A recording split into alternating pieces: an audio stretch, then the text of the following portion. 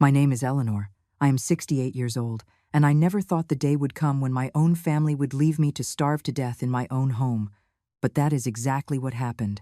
And it all started with a foolish fall, a gesture of kindness that I accepted without thinking, and a daughter-in-law who turned out to be far worse than I ever imagined. When my daughter Sarah walked through that door and found me sitting in the kitchen, weak, trembling, having not eaten a decent meal in days, she screamed something that still echoes in my ears. "Mom, why are you sitting there hungry? I just dropped off $3,000 worth of groceries yesterday." And then my daughter-in-law, Jessica, with that smile that I now recognize as pure malice, replied with pride. I took everything to my mother. It was at that moment that my life took a turn I never expected. But for you to understand how I got there, I need to tell you everything from the beginning, because this story did not start with hunger. It started with love, with sacrifice, and with the naivety of a mother who only wanted to see her children happy. 3 years ago, I lost my husband, Arthur. It was quick, a massive heart attack one Sunday morning while we were drinking coffee in the backyard. From that day on, the house felt too big, too quiet. But I kept going, as I always did. I had my Social Security checks, modest but sufficient. I had my routine, walking through the neighborhood park every morning, preparing my meals calmly, seeing my neighbors on Wednesdays to play bridge. My children, Michael and Sarah, had each built their own lives. Michael married Jessica 5 years ago, and since then I saw him less and less. He always had excuses. Work, Jessica's commitments, the distance. I understood it, or at least that is what I told myself. Children grow up, they form their own families. It is natural. Sarah, my youngest daughter, was different. Divorced, a fighter, she had built her own business consulting firm. She traveled constantly, but always found time to call me. "Mom, do you need anything?" "Mom, I am going to transfer money for groceries." "Mom, I am coming to visit you this weekend." She was my emotional rock, although I never told her that in so many words. I did not want her to feel obligated. I was independent, or so I believed. I paid my bills, I kept my house clean, I cooked my own meals. At 68 years old, I still felt capable of everything. Until one October afternoon, everything changed. I was hanging some curtains in the living room, sand-colored curtains that I had bought that same week because the old ones were already very faded by the Sunday. I climbed onto a chair, stretched my arm to reach the bracket, and the chair wobbled. I tried to grab onto something, but it was useless. I fell on my side, and I heard the crack of my right wrist before feeling the pain. The pain was blinding. I lay there on the floor, crying, unable to move. I do not know how much time passed until I managed to drag myself to the phone and call Michael. Jessica answered. "What happened, Eleanor?"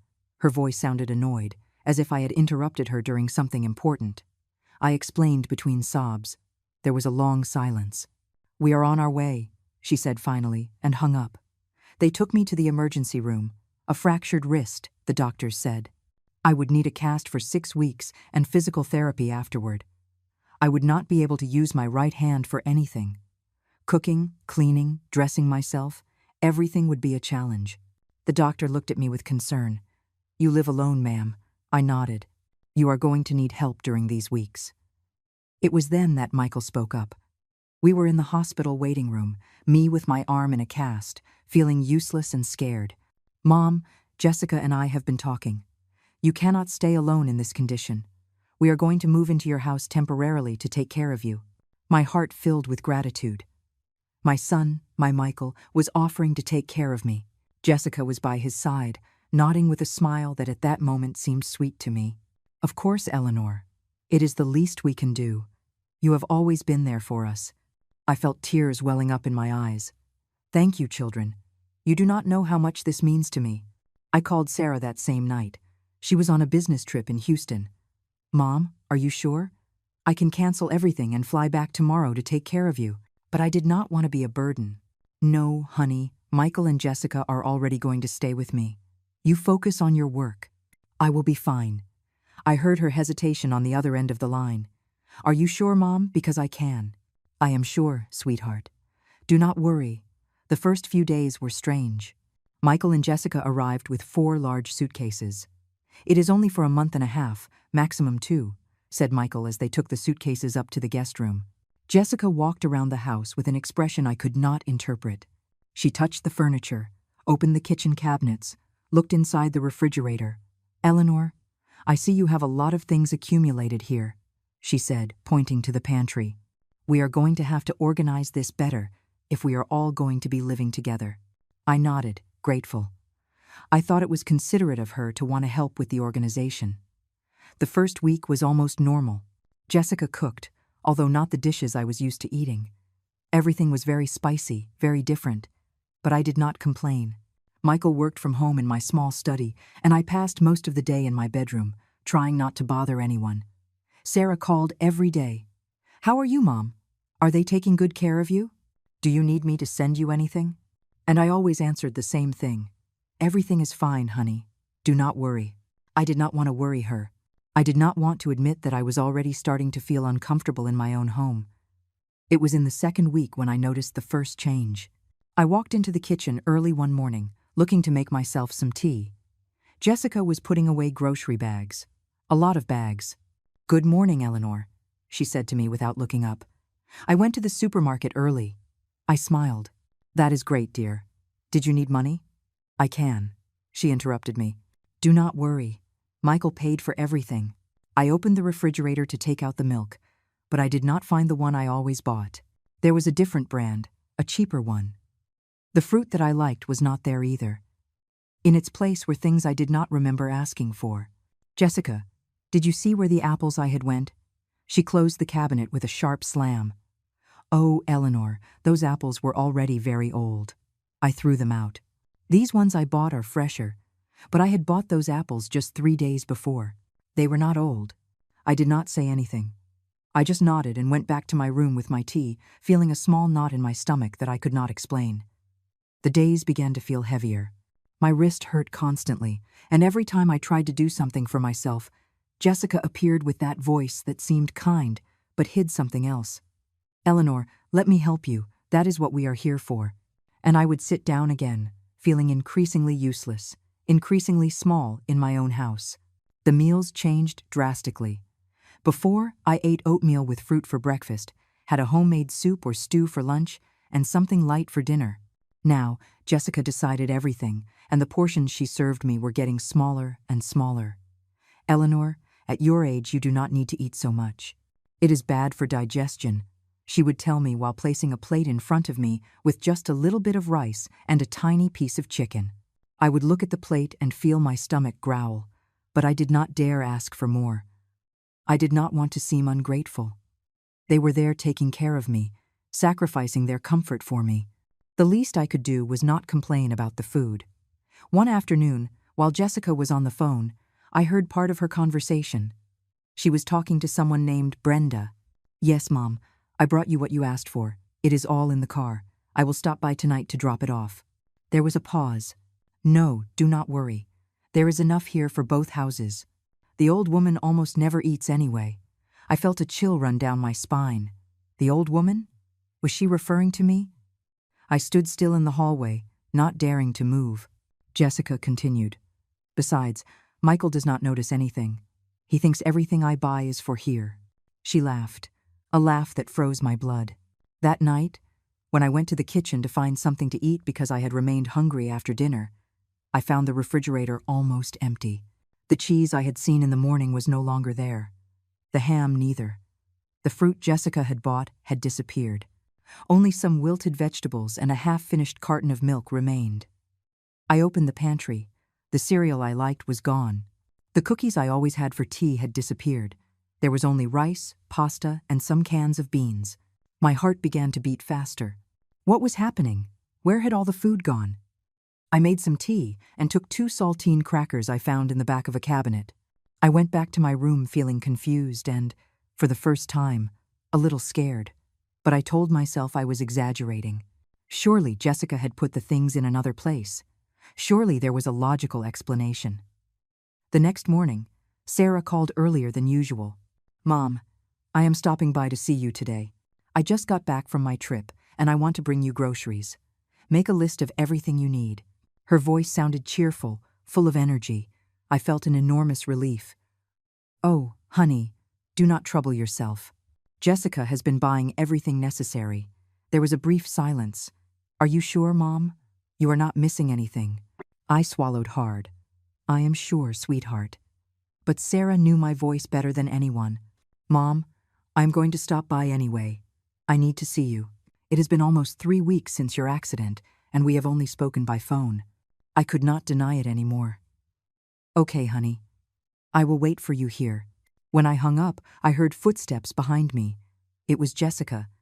How long had she been standing there? Her expression was unreadable. Is Sarah coming? She asked with a voice that was too casual. Yes, just to visit for a while. Jessica nodded slowly. That is great. We have not seen her in a while, but there was something in her eyes that made me feel uncomfortable. That afternoon, before Sarah arrived, Jessica did something strange.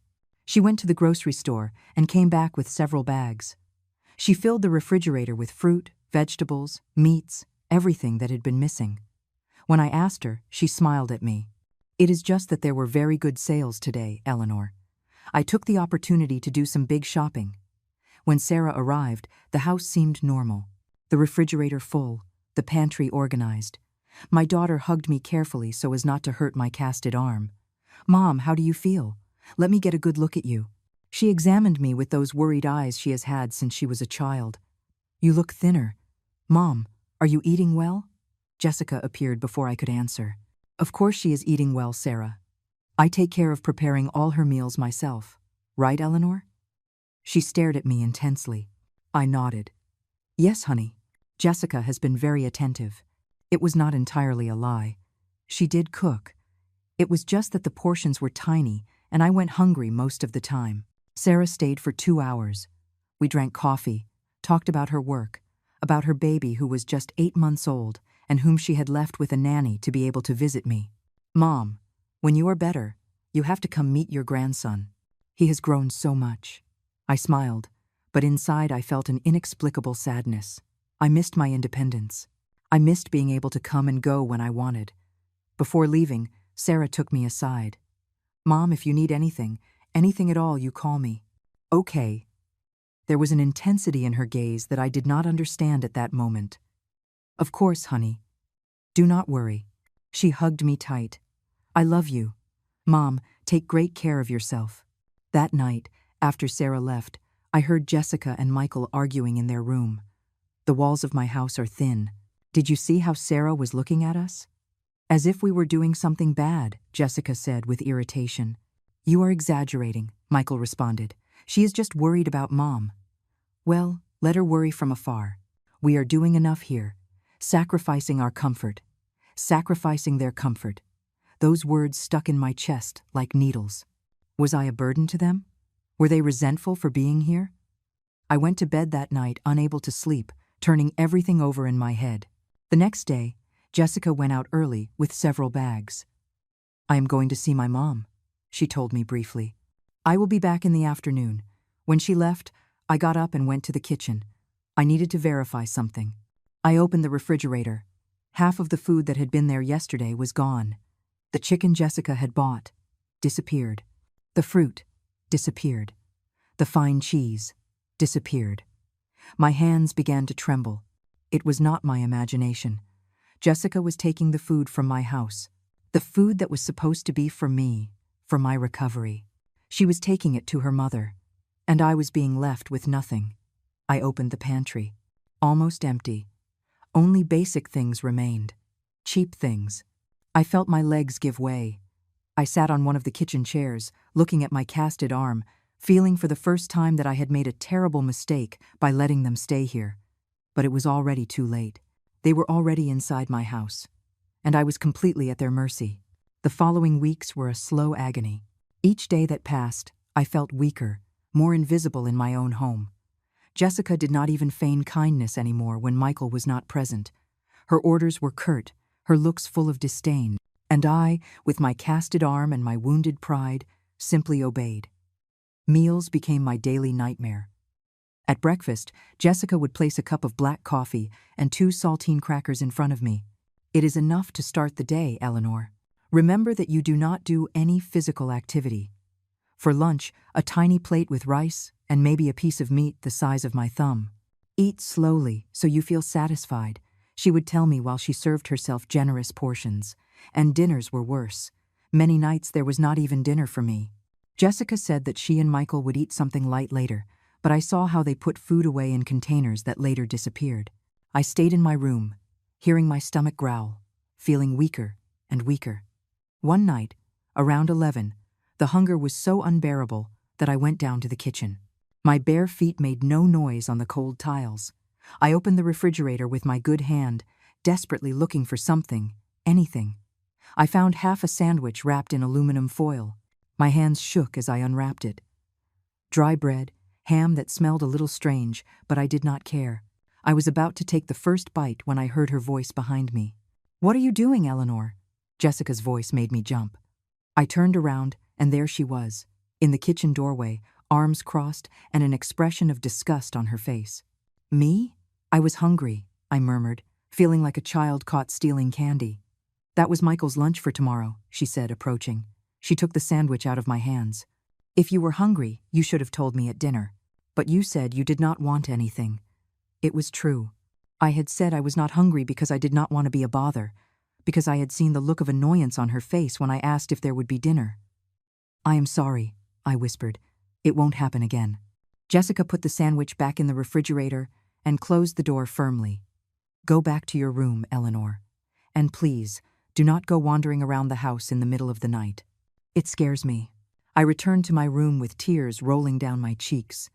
That night I did not sleep. The hunger was a constant pain in my stomach, but worse was the pain in my heart. How had it come to this? How had I allowed them to treat me like this in my own home?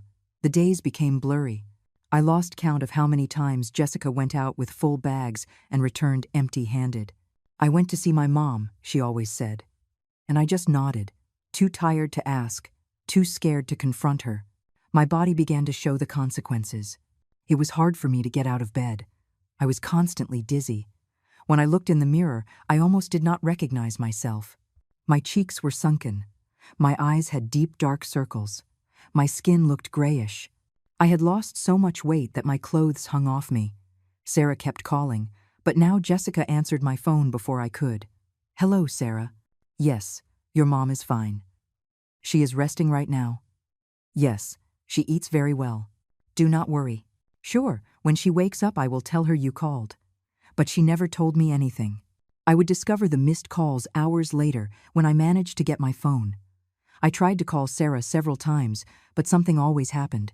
The phone would run out of battery mysteriously. Or Jessica would appear just as I was dialing.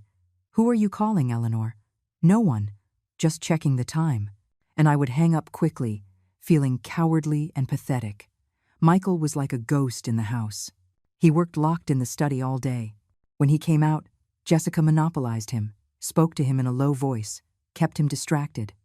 The few times I tried to talk to him alone, Jessica appeared out of nowhere. It was as if she had a radar. One afternoon I gathered all my courage and knocked on the study door. "Michael, can I talk to you?" My son looked up from his computer. He had dark circles under his eyes. He looked tired. "Sure, Mom." "What's wrong?" I sat in front of him, looking for the right words.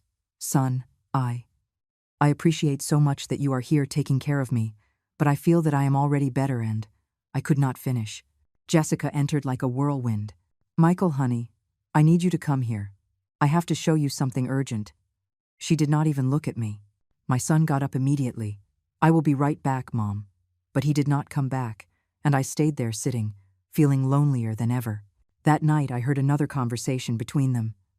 "Your mom was talking to me today," Jessica was saying. "She wants us to leave."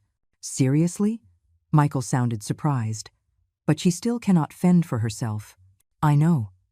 That is why it is so worrying. I think she is having episodes of confusion due to her age. She says weird things, you know? My blood ran cold. She was lying. She was making my own son believe that I was losing my mind. And the worst part is that Michael believed her."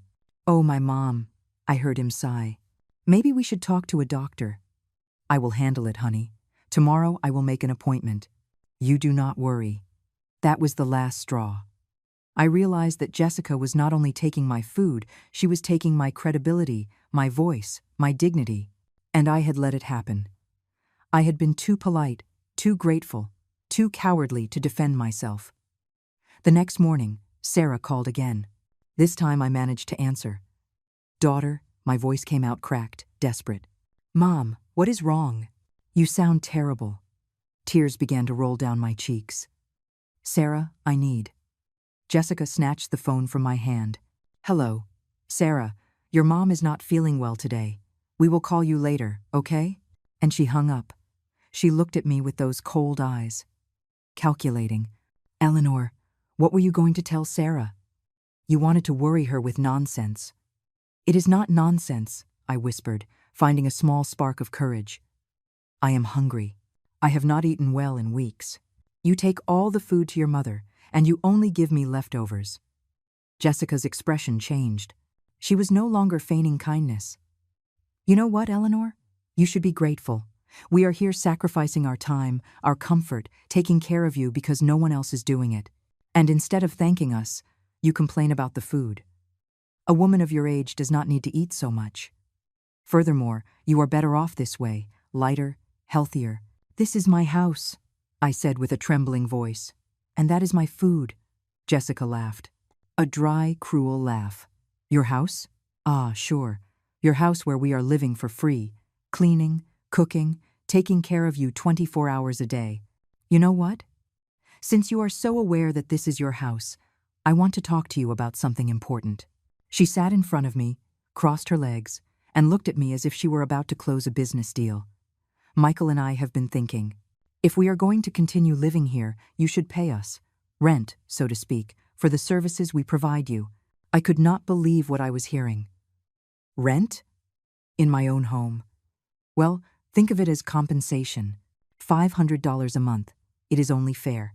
My Social Security was $1,200.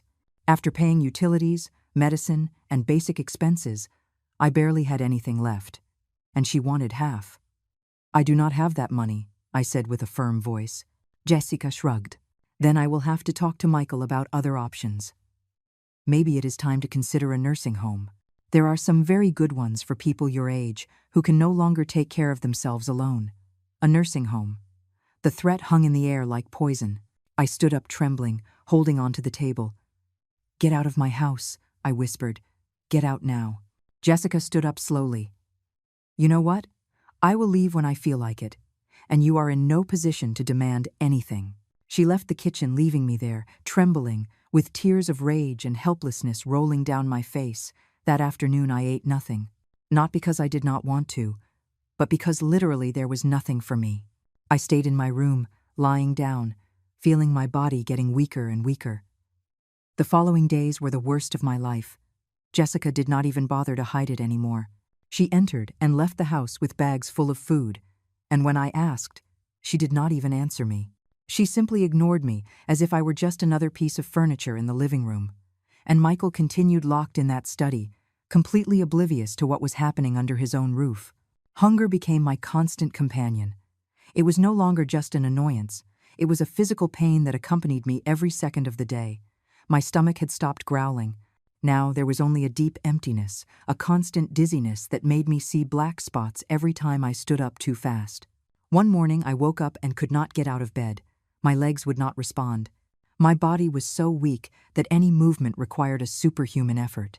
I lay there looking at the ceiling, wondering if this was how it was going to end. Alone, starving, forgotten in my own house, while my son worked a few yards away without knowing that his mother was slowly dying. I managed to drag myself to the bathroom. When I saw myself in the mirror, I let out a stifled scream. The woman staring back at me was a living skeleton. My cheekbones protruded in a grotesque way. My eyes were sunken in dark sockets. My skin hung loose over my bones. I had lost so much weight that I looked like a walking corpse. I touched my face with trembling fingers. When had this happened? When had I become this shadow of myself? I went back to my room crawling. I did not even have the strength to walk those few yards. I got into bed and curled up under the covers, shivering even though it was not cold. I closed my eyes and, for the first time in a long time, I prayed. I prayed for this to end in some way. Any way. That afternoon I heard loud voices downstairs. Jessica was talking on the phone with someone. Her voice went up and down with emotion. I dragged myself to my bedroom door and cracked it open just an inch so I could hear better. Yes, Mom, I know. I told you I am bringing you more things today. There was a pause. No, the old woman does not even notice. She is locked in her room all day. Another longer pause. Then I heard something that froze me to the bone. Look, Mom, between you and me, I think she does not have much time left here. She looks terrible. She almost does not eat. She spends the day lying down. Michael is already talking about nursing homes. As soon as they get her out of here, this house is left for us. It is big. It is in a good neighborhood. We could sell it or rent it out. Imagine the money. My heart was beating so fast that I feared Jessica would hear it from downstairs. They were waiting for me to die or for them to take me to a nursing home to keep my house. Everything had been calculated from the beginning. The help, the concern, everything had been an elaborate lie to steal the only thing I had left. The daughter is a problem, Jessica continued. Sarah calls a lot, but I already told Michael that his mom is confused, that she says things without sense. He believes me. He always believes me. She laughed. That laugh made me nauseous. Yes, Mom, relax. Everything is going according to plan. We just have to wait a little longer. Nature will do its work. I closed the door and let myself fall to the floor. Nature will do its work. They were talking about my death as if it were pending paperwork. As if I were a nuisance that would soon disappear. Tears ran down my cheeks, but this time they were not tears of sadness. They were of rage, a rage I had not felt in my entire life. I dragged myself to where I had my phone hidden under the pillow. I had been keeping it there after Jessica started checking it. With trembling fingers, I searched for Sarah's contact. I dialed. It rang once, twice, 3 times. The person you are calling is not available. I hung up. I dialed again. The same message. One more time. Nothing. Then I saw the time. It was 3 in the afternoon on a Tuesday. Sarah would be in a meeting. She always had meetings on Tuesday afternoons. I let the phone fall onto the bed. What was I going to tell her anyway? Daughter, your brother and his wife are starving me to death to keep my house. It sounded so absurd, so dramatic. Maybe Jessica was right. Maybe I was confused. Maybe I was exaggerating everything. No, I was not exaggerating. The empty shelves were real. My gaunt body was real. The conversations I had heard were real. And if I did not do something soon, I was going to die in this house, in my own bed, while my son worked in the next room knowing nothing. That night I did not go down to dinner. They did not even offer it to me. At 8 at night, I heard a knock on my door. Mom, are you okay? It was Michael. His voice sounded worried. Yes, son, I am just tired. There was a silence. Do you want me to bring you up something to eat? Before I could answer, I heard Jessica's voice behind him. Michael, let her rest. You know she is eating very little lately. It is normal at her age.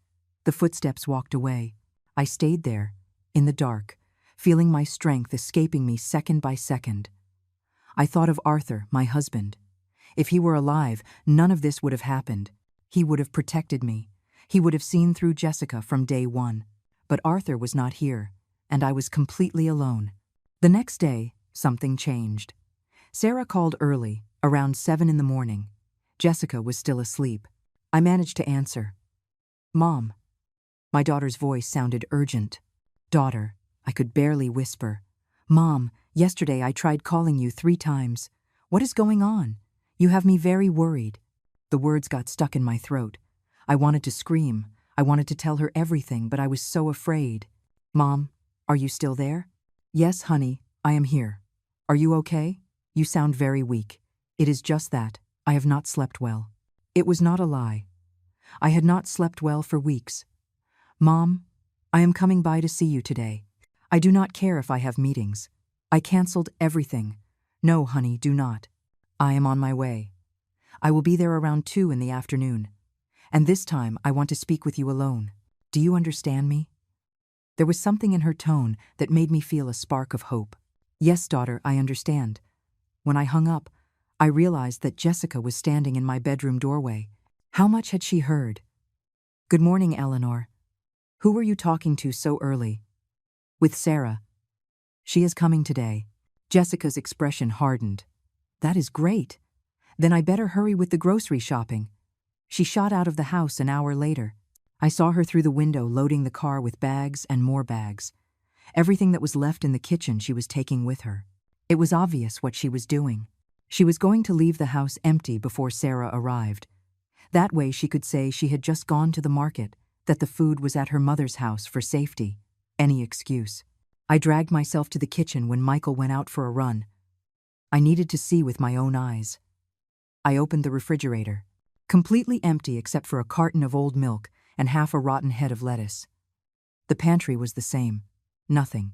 Just dust and empty shelves. I felt my knees failing. I grabbed the counter so as not to fall. I looked at the clock. 5 hours until Sarah arrived. 5 hours that I felt like an eternity. I sat in one of the kitchen chairs. Because I did not have the strength to return to my room, I stayed there, looking at the table where so many times I had shared meals with my family, where I had celebrated birthdays and Christmases, where Arthur had taken my hand and told me he loved me. And I waited. I waited for my daughter to arrive and finally see what I had not had the courage to tell her. I waited for someone, anyone, to rescue me from this nightmare my life had become. The hours passed with an agonizing slowness. I stayed seated in that kitchen chair, without strength to move, feeling the world spinning around me. The wall clock marked every second with a tick-tock that resonated in my ears like drums.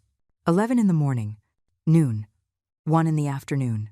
Every minute felt like an hour. Jessica returned close to 1 o'clock. She entered like a tornado, carrying just 2 small bags from the supermarket. "I am back, Eleanor," she announced with a singing voice, as if nothing were wrong. "I brought some little things, so there is food when Sarah arrives." She opened the refrigerator and put the bags in. I saw what she had bought: a head of lettuce, some tomatoes, a package of tortillas, cheap cheese. Nothing substantial. Nothing that explained the dozens of bags she had taken out of here for weeks. "Where is all the food we had?" I asked with a weak voice. Jessica closed the refrigerator and looked at me with that fake smile I already knew so well. "What food, Eleanor? This is what there is. You know food runs out fast when there are 3 people in the house. But I saw you leave with bags and bags." "Oh, Eleanor, again with your confusion. See, that is why I told Michael you need to see a doctor." I did not have the strength to argue. I simply looked at her, and she held my gaze with a coldness that made me shiver. In that moment, I knew that she knew exactly what she was doing, and she knew that I knew. It was a power game, and she was convinced she had already won. Michael entered the kitchen, sweaty from his run. "Hi, Mom, what are you doing sitting here?" "Your mom feels sick," Jessica answered before I could open my mouth. "She is dizzy. I told her to lie down, but she is very stubborn." My son approached and touched my forehead. "You do not have a fever. Did you eat something today?" I shook my head. "Why not, Mom?" "Because there wasn't any." "Because she says she isn't hungry," Jessica interrupted again. "You know how she is." Then she complains she is weak. But she does not want to eat. It was useless. She controlled the narrative completely. Everything I said would be seen as the confusion of an old woman. "I am going to make her some tea," said Jessica, filling the kettle with water, "and something light to eat. Let's see if she feels better before Sarah arrives."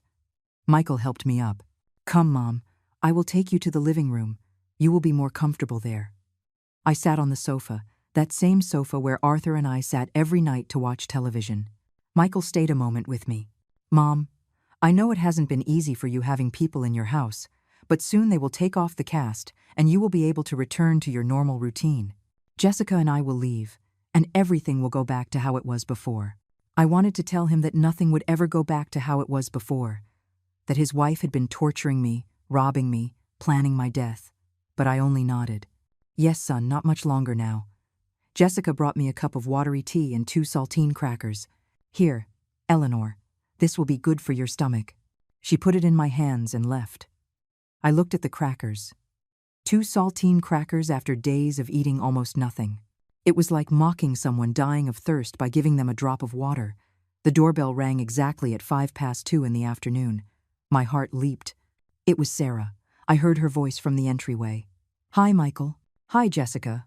Where is my mom?" "In the living room," answered Michael. "She is not feeling very well today." Sarah appeared in the living room doorway, and when she saw me, her face went completely pale. "Mom." Her voice trembled. She approached quickly and knelt in front of me. Her eyes scanned my face, my body, my bony hands. "My God, Mom, what happened to you? You are skin and bones." She touched my cheeks, my arms, as if she could not believe what she was seeing. "I am fine, daughter," I whispered. But my voice sounded so weak that not even I was convinced. "Fine? You are not fine." Sarah stood up abruptly and turned toward Jessica and Michael, who were standing in the living room entrance. "What did you do to my mother? 3 weeks ago she was fine, and now she looks like she hasn't eaten in months." Jessica took a step forward with that expression of fake concern she had mastered so well. "Sarah, your mom hasn't wanted to eat. We prepare all her meals, but she, lie." The words came out of my mouth before I could stop them. Everyone looked at me surprised. "It is a lie. Sarah, she takes all the food to her mother's house. She only gives me leftovers. I have gone days without eating." The silence that followed was crushing. Jessica let out a nervous laugh. "See, Sarah, this is what we were talking to Michael about. Your mom is confused. She says things that make no sense." But Sarah was not paying attention to Jessica. She was staring me straight in the eyes, and I held her gaze, silently begging her to believe me, to please believe me this time. "Mom," she said slowly, "when was the last time you ate a substantial meal?" "I do not remember," I admitted, and tears began to roll down my cheeks. "Maybe 2 weeks ago, maybe more." Sarah stood up. Her expression had changed completely. There was no longer confusion on her face, only a cold and controlled fury I had never seen in her before. "Jessica, can you show me what there is in the kitchen to eat?"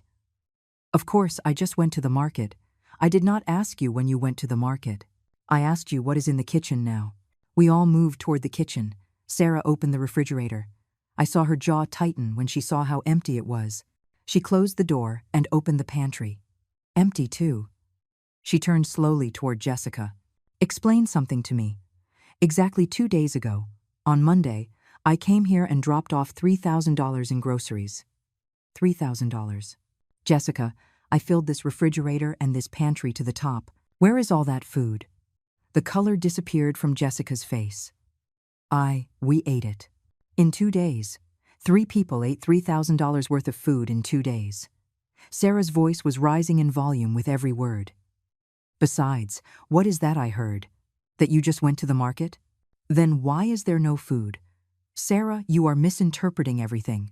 Jessica started, but my daughter interrupted her. "No, I am not misinterpreting anything. I see my mother malnourished, weak, barely able to keep herself seated. I see an empty kitchen 2 days after I personally filled it, and you tell me that everything is fine. Do you think I am an idiot?" Michael tried to intervene. "Sarah, calm down. Mom has been eating." "Only what?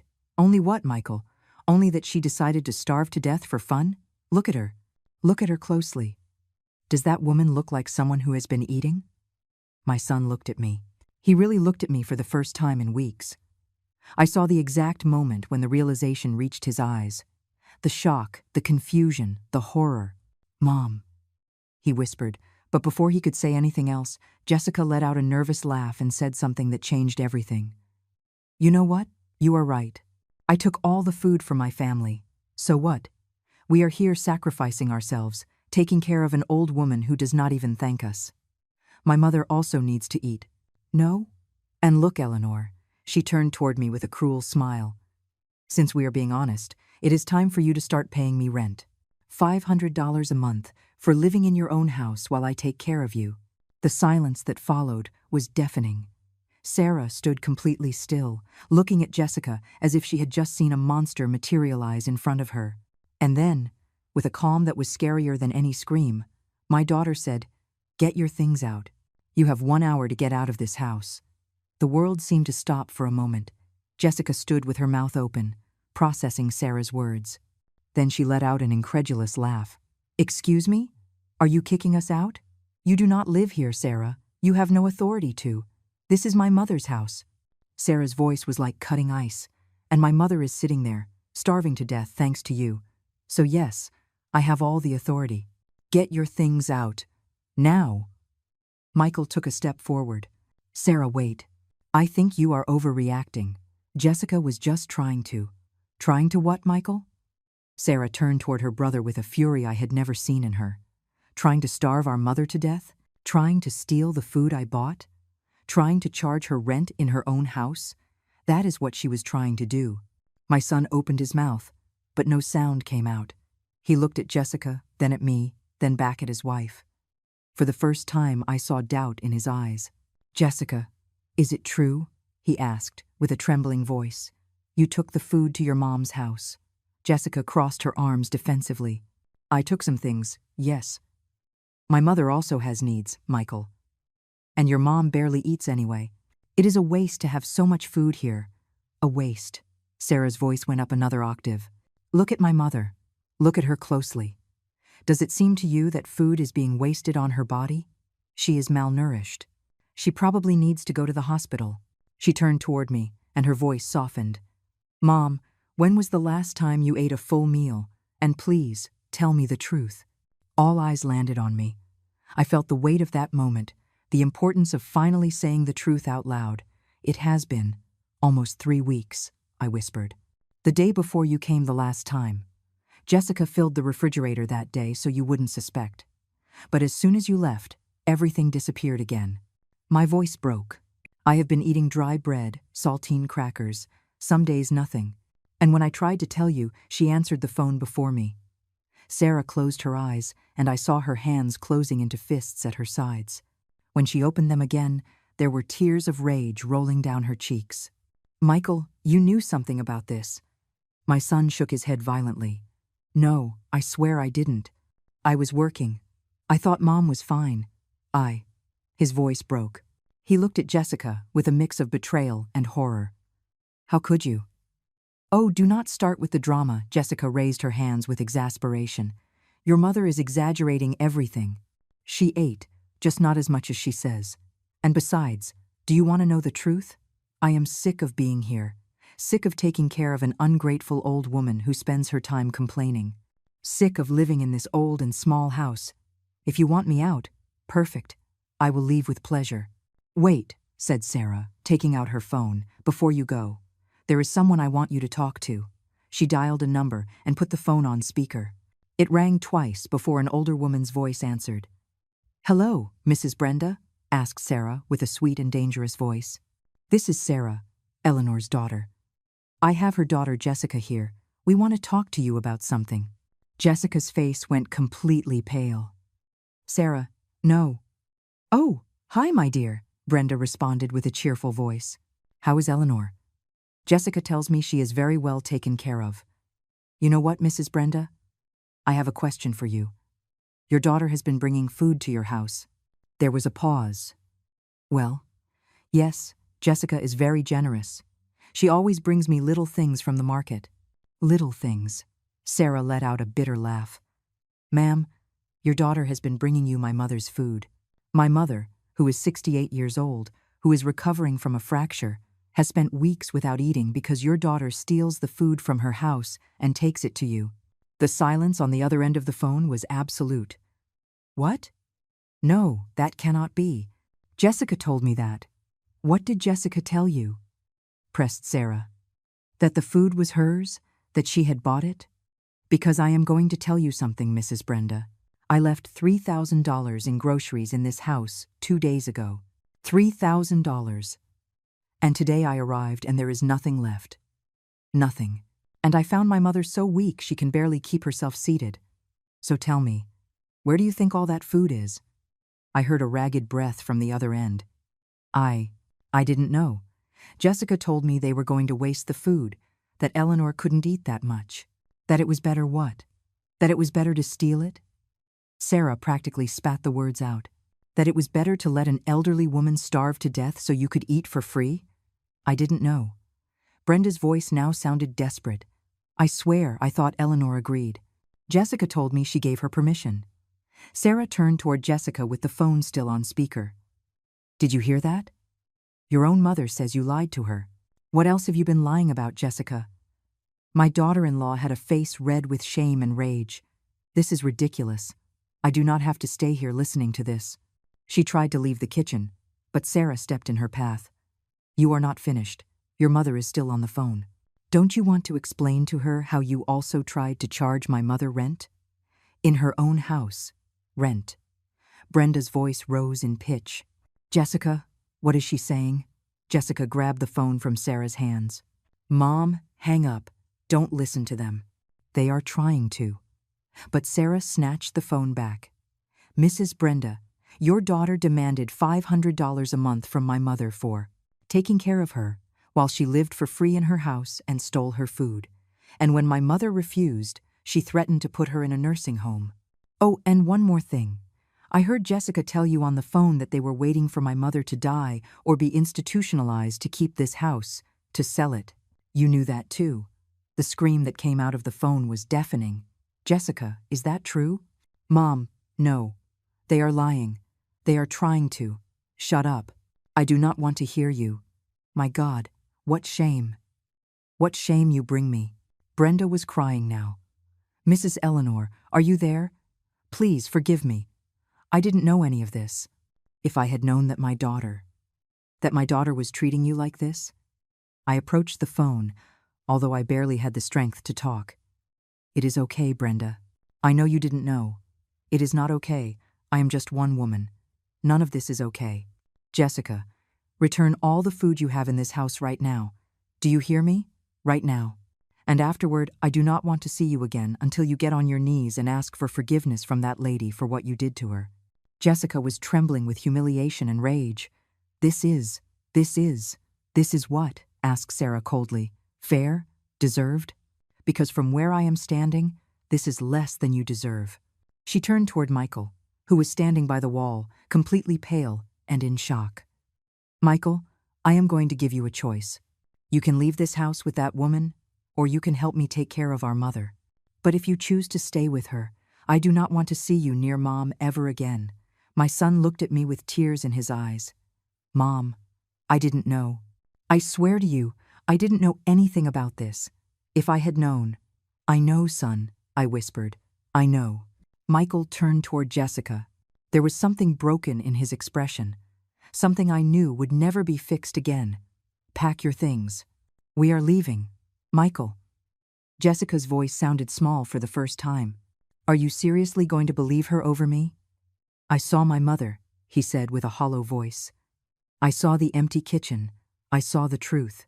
And I cannot be with someone capable of doing this. He turned toward me. Mom, I am going to help Jessica pack and we are leaving. But afterward, I will come back. I will come back and we are going to fix this. I promise you. I could not answer. I only nodded while tears ran down my face. The next hour was controlled chaos. Michael and Jessica went up to pack their things, while Sarah helped me sit back on the sofa. She brought me a glass of water and knelt in front of me, taking my bony hands in hers. Mom, why didn't you tell me sooner? Why didn't you call me and tell me what was happening? Her eyes were full of tears and pain. I was afraid, I admitted with a cracked voice. I was afraid you wouldn't believe me. Jessica made me seem confused, senile. She told Michael that I said things without sense, and I thought maybe she was right. Maybe I was exaggerating everything. Sarah squeezed my hands. Mom, never doubt yourself like that again. You are not confused. You were abused. That woman manipulated you, isolated you, and almost starved you to death. That is not in your head. That is real.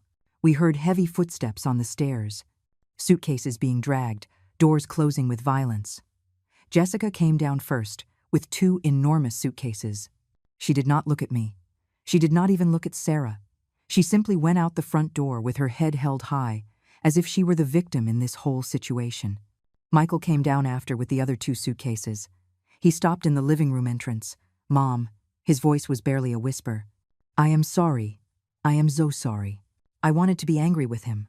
I wanted to scream at him how he hadn't noticed, how he had allowed this to happen. But when I saw his shattered face, I could only see my son, my Michael, who had been manipulated as much as I had. I know, son, I said softly. I know. He nodded, wiped his eyes with the back of his hand, and left. We heard the car start and drive away.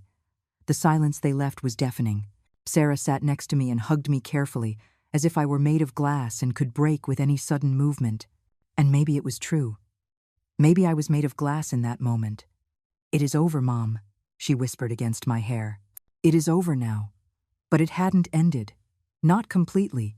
Sarah took out her phone again. "I need to call a doctor. You need urgent medical attention." "No, daughter. I am fine. I just need to eat something and—" "Mom, you are malnourished. Severely malnourished. I do not know how much damage they did to your body these weeks. Please let me call someone." Her voice broke. "Please." I didn't have the strength to argue. Sarah called her personal doctor, explained the situation, and half an hour later, a doctor named Dr. Evans was in my living room with a medical bag. He was a man of about 50, with a serious but kind expression. He examined me in silence for several minutes. He took my blood pressure, listened to my heart, checked my reflexes. His expression became graver with every second. "Mrs. Eleanor," he said finally, putting away his stethoscope, "your blood pressure is dangerously low. You have clear signs of severe malnutrition. Your body is in a critical state." He turned towards Sarah. "She should be in the hospital receiving intravenous nutrition. She has lost dangerous muscle mass. Her immune system is compromised, and she runs the risk of suffering cardiac arrest if she does not receive adequate treatment immediately." Sarah's face crumbled. "Cardiac arrest? Doctor, are you saying my mother could die?"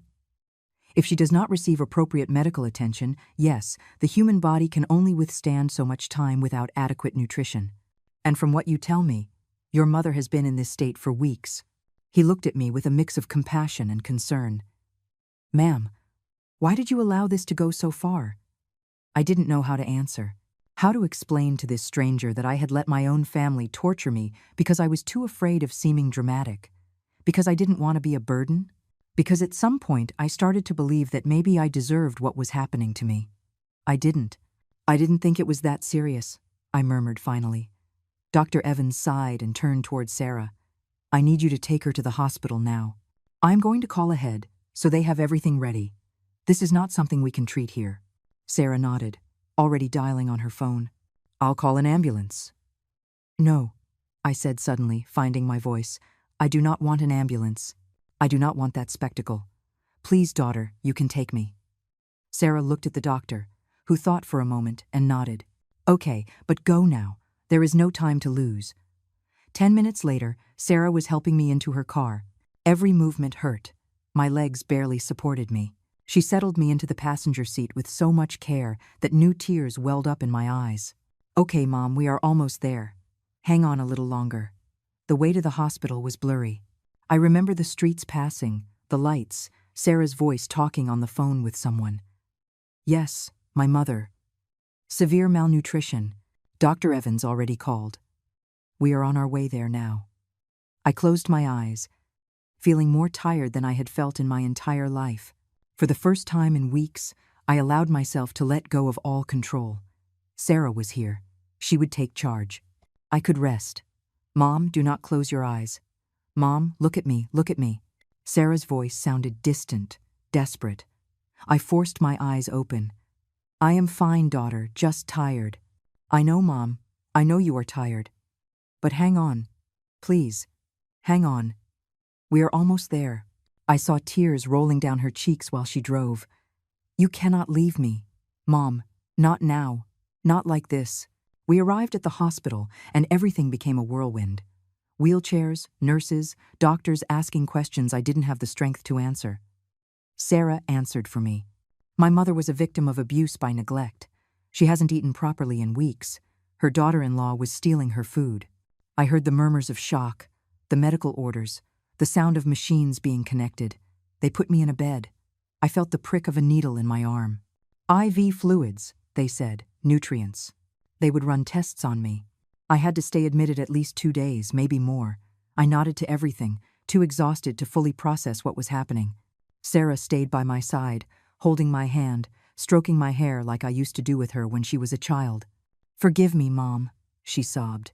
"Forgive me for not realizing sooner, for not coming more often, for believing them when they told me you were fine." "It is not your fault, daughter," I whispered. You didn't know, but I should have known. I should have seen the signs. I should have. Sarah, I interrupted her with the little strength I had left. You saved me. You arrived just in time. That is what matters. I fell asleep with her hand in mine. It was the first deep sleep I had in weeks. I didn't dream of hunger or Jessica or empty kitchens. I dreamed of Arthur, sitting in our garden, smiling at me like he used to. Hang on, my love, he told me. It is not your time yet. They still need you here. I woke up hours later. It was night. The hospital room was in semi-darkness, illuminated only by the soft glow of the monitors. Sarah was asleep in a chair next to my bed, uncomfortable but without letting go of my hand. I looked at the IV dripping into my arm. I felt the deep weariness in my bones, and for the first time in a long time, I felt something resembling hope. I had survived. Against all odds, against weeks of silent torture, I had survived. And not only that, the truth had finally come to light. Jessica had been exposed. Her mother knew. Michael knew. And I no longer had to carry that poisoned secret alone. A nurse entered silently to check my vitals. "How do you feel, Mrs. Eleanor?" she asked in a low voice. "Tired," I admitted. "But better," she smiled. "That is good. Your levels are improving. The IV is doing its job." She wrote something on her chart and left as silently as she had arrived. I looked at Sarah sleeping. My daughter, my warrior. She had come and fought for me when I no longer had the strength to fight for myself. She had confronted Jessica. She had exposed her lies. She had called her mother to publicly humiliate her. She had done everything I should have done weeks ago, but didn't have the courage to do. I thought about Michael, my son. I wondered where he would be now, what he would be thinking. If Jessica would be manipulating him again, convincing him that everything had been a misunderstanding. Or if he had finally seen her true nature and was processing the betrayal. A part of me still loved him, still wanted to forgive him. He was my son, after all. But another part of me, a wiser and more wounded part, knew that our relationship would never be the same again. I closed my eyes again, letting the IV do its work, letting my body finally begin to heal. The road back would be long, not just physically, but emotionally. I would have to rebuild my strength, my confidence, my sense of safety. But for the first time in weeks, I felt it was possible. I spent 3 days in the hospital. 3 days of constant IVs, small and controlled meals, visits from doctors and nutritionists explaining the damage my body had suffered. "You are lucky to be alive," a young doctor named Dr. Lewis told me on the second day. "Another week in those conditions, and you probably would have suffered organ failure." Her words froze my blood. I had been so close to death and hadn't even fully comprehended it. Sarah practically lived in that hospital room with me. She brought clean clothes, made sure the nurses attended to me well, and when she wasn't doing that, she was sitting by my side telling me stories about her baby to distract me. "Mom, Leo is already trying to walk. He holds onto the furniture and takes little steps. You have to see him. He is the most beautiful thing in the world." Her eyes shone when she talked about her son, and I felt a pang of sadness realizing how much I had missed by being trapped in that nightmare. Michael came to visit me on the 3rd day. He entered the room alone, without Jessica, with a gaunt face and red eyes as if he hadn't slept in days. Sarah tensed immediately when she saw him. "What are you doing here?" she asked coldly. "I came to see Mom," he answered in a low voice. "I need to talk to her." Sarah looked at me, waiting for my signal. I nodded slightly. She sighed. "You have 10 minutes, and I am staying here." Michael approached my bed with slow steps, as if he feared I was going to disappear if he moved too fast. "Mom," his voice broke. "I do not know how to start apologizing. There are not enough words for what I did, or what I didn't do. I should have realized. I should have seen what was happening right under my nose." Tears began to roll down his cheeks. "You were my responsibility, and I failed you in the worst way possible." I looked at my son, this 40-year-old man crying like a child, and I felt a mix of emotions so complicated I didn't know how to process it. There was pain, disappointment, betrayal, but there was also love, because he was my son, my Michael, the boy I had carried in my arms, the young man I had seen graduate, the man who had formed his family. "Where is Jessica?" I asked finally. "At her mother's house," he answered, wiping his eyes. "Me. I moved into a hotel. I cannot be with her after what she did. I do not know if I can ever look at her the same way again. He sat in the chair next to my bed. Mom, the police want to speak with you. Sarah told them what happened, and they said what Jessica did could be considered elder abuse. They could press charges. The room went silent. Sarah looked at me expectantly. Mom, you should do it. That woman tortured you. She left you to starve to death. She deserves to go to jail. But I wasn't sure. Did I really want to go through that process? Interrogations? Trials?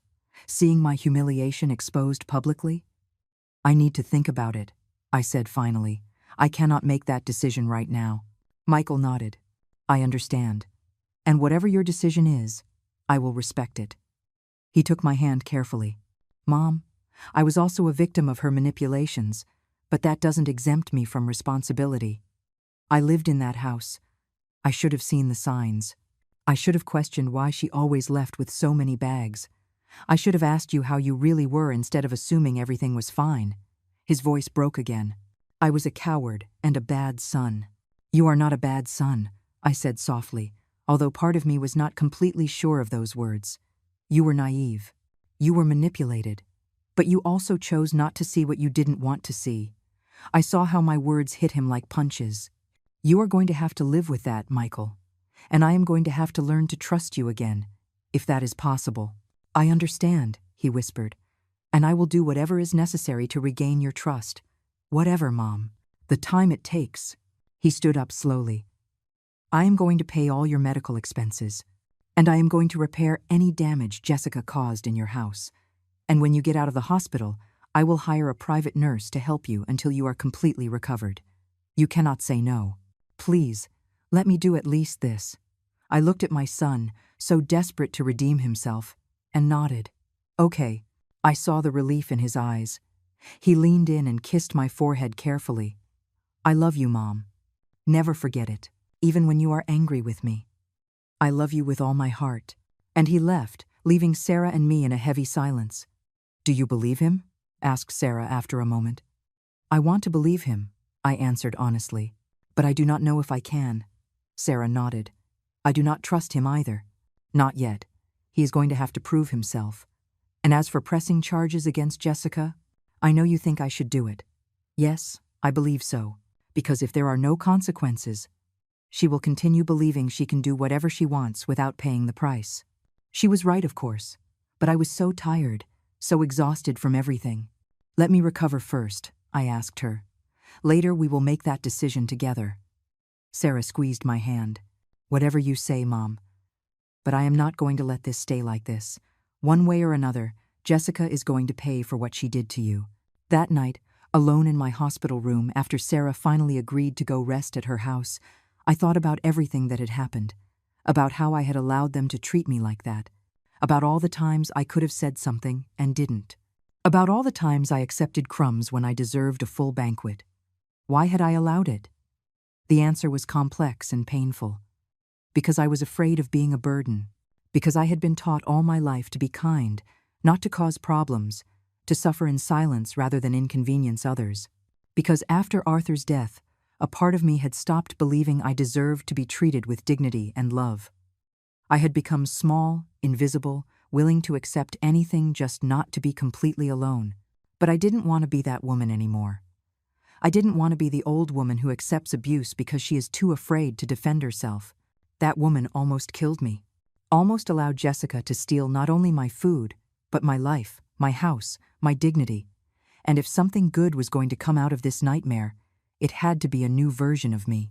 A stronger version, braver, less willing to disappear to make others happy. On the 4th day, I was discharged. The doctors gave me a long list of instructions. Small meals every 3 hours, vitamin supplements, follow-up appointments every week, sessions with a nutritionist. And consider also speaking with a therapist, suggested Dr. Lewis. What you lived through was traumatic, not just physically, but emotionally. You need to process that with a professional. I nodded to everything. Sarah packed my few belongings and helped me dress. My hands still shook a little, but I felt stronger than when I had arrived. The IV and constant meals had worked wonders. I was still dangerously thin. I still looked sick, but there was color in my cheeks again. There was life in my eyes. When we arrived at my house, I stopped at the entrance. For the first time in months, I felt afraid to enter. This house, which had been my refuge for so many years, was now stained with the memories of what I had suffered here. "Are you okay, Mom?" asked Sarah, noticing my hesitation. "Yes," I lied. "I just need a moment." We entered together. The house was silent. Michael had kept his word. He had cleaned everything. He had repaired a faucet that was dripping. He had filled the pantry and refrigerator with healthy and nutritious food. He had even left a note on the kitchen table. "Mom, I hired a lady named Diane who will come every day to help you. She starts tomorrow. I love you, Michael." I walked slowly through every room, reclaiming my space, reminding myself that this was my house. Mine, not Jessica's, not Michael's. Mine. When I arrived at my room, I sat on my bed and finally let out all the tears I had been holding back. I cried for the lost weeks, for the pain, for the betrayal, for the version of myself I almost lost forever. Sarah sat next to me and hugged me while I cried. "It passed, Mom. It passed. And never, never am I going to let anyone hurt you like that again. I promise you." And I believed her, because my daughter had shown that when it came to protecting me, she was fierce, relentless, exactly what I needed. The following weeks were of slow reconstruction, not just of my body, but of my spirit, of my sense of who I was beyond being a victim. The lady Michael hired turned out not to be named Diane, as the note said, but Diane, a Dominican woman of about 50 with a contagious laugh and firm but gentle hands. She came every morning at 8, prepared my breakfast, made sure I took my medicines, and stayed until the afternoon. At first I resisted her help. "I can do it alone," I insisted when she tried to help me dress or bathe.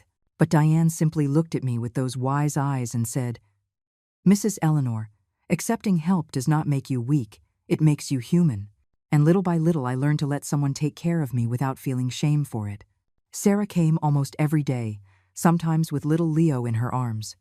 Seeing my grandson, that baby with huge eyes and toothless smiles, filled me with a joy I had forgotten I could feel. I held him carefully, still weak but stronger every day, and sang him the same songs I had sung to his uncle and mother when they were babies. "Mom looks better," Sarah told me every time. And it was true. Every day that passed, I recovered a little more weight, a little more strength, a little more of myself. Michael came too, although his visits were more tense, more loaded with guilt and uncomfortable silences. He brought flowers, he brought fresh fruit, he brought apologies that I accepted but still could not completely forgive. "How are things going with Jessica?" I asked him one afternoon, almost a month after leaving the hospital. His face shadowed. "I filed the divorce papers last week. She is fighting them, of course. She wants half of everything. But I do not care. I just want her out of my life forever." "Do you regret it?"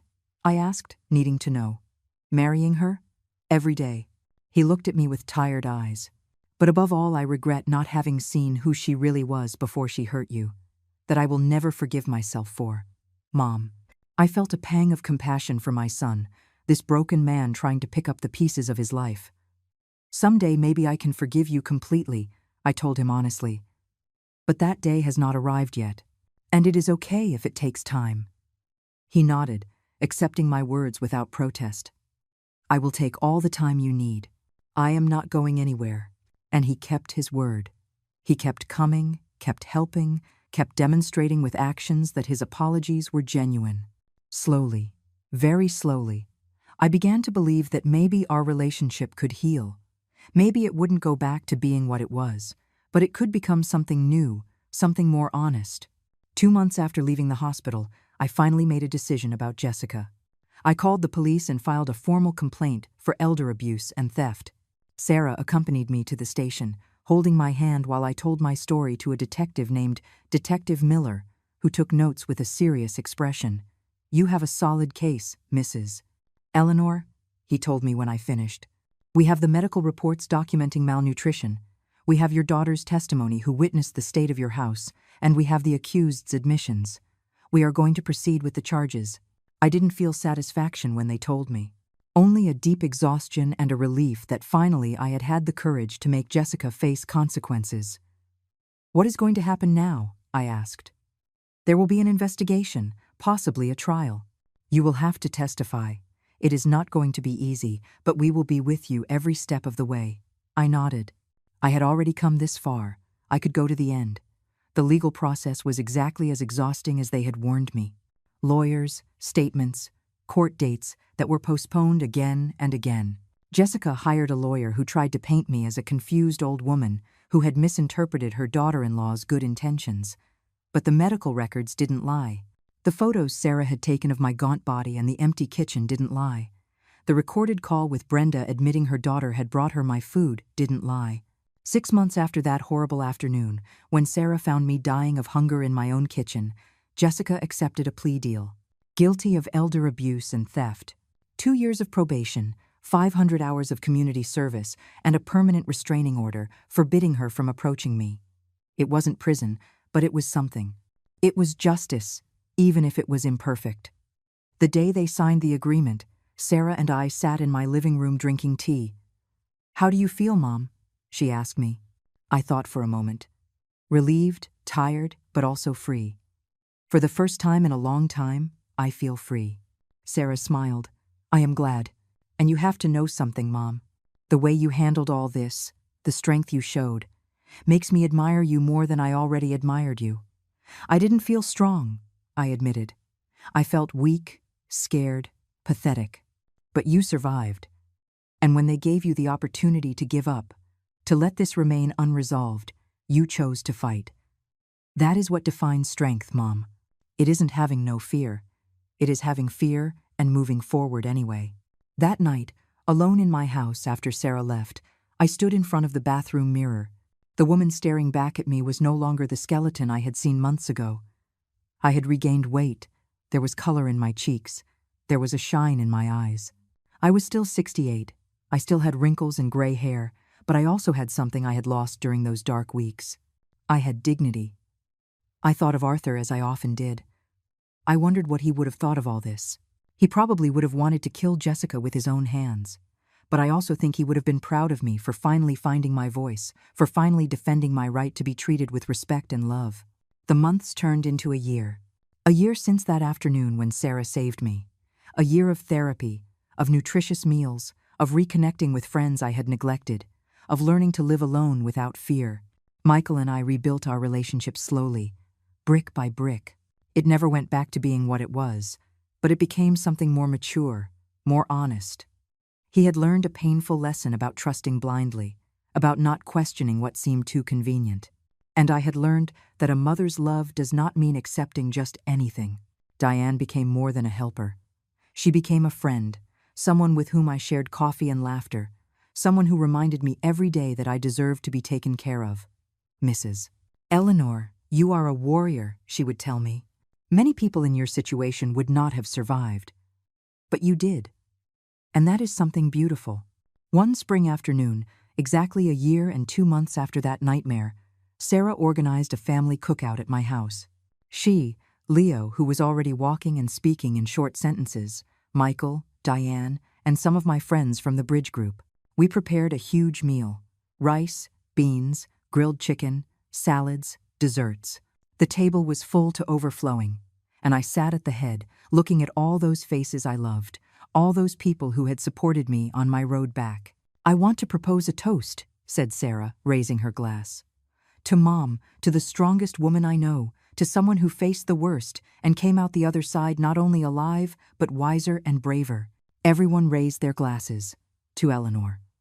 I felt tears running down my cheeks, but this time they were tears of happiness, of gratitude, of peace. I ate with an appetite, enjoying every bite, savoring not only the food but the moment. The conversation flowed around me. Laughter filled my house, and for the first time in a long time, I felt completely at home in my own skin, in my own life. That night, after everyone left, I sat in my garden under the stars. The air smelled of jasmine and wet earth. I closed my eyes and breathed deeply, filling my lungs with life, with possibility, with future. I had survived. Not only had I survived, I had bloomed again like a plant everyone believed dead, but that with the right care gave flowers again. And while I was sitting there in the quiet darkness, I felt something I hadn't felt in a long time. Gratitude. Gratitude for Sarah, who saved me. Gratitude for my body that resisted when I thought it couldn't anymore. Gratitude for having found my voice when I thought I had lost it forever. And gratitude for having a second chance to live, really live, on my own terms. The story of what happened to me didn't end with a perfect happy ending. There were still difficult days. There were still nightmares. There were still moments when I saw a grocery bag and felt a knot in my stomach. But there were also good days. Days where I laughed until my stomach hurt. Days where I played with my grandson. Days where I simply existed without fear. And that, finally, was enough.